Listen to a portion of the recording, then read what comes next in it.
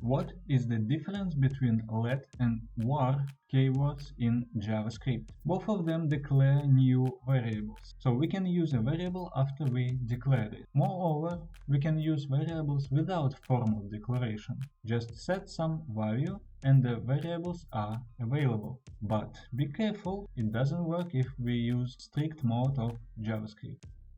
Now let's talk about differences. Firstly, the variable declared with let keyword does not create a property on the global window object. The window object is available only in browser, so we cannot see results on Node.js, but in browser console it's okay. Var keyword lets you redeclare the same variable, but let throws an error.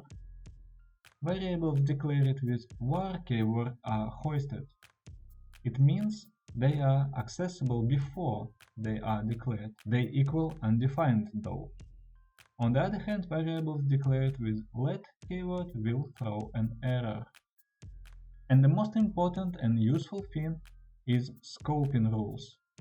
The point is that variables declared with var keyword are scoped to the immediate function, but variables declared with let keyword are scoped to the immediate enclosing block they belong.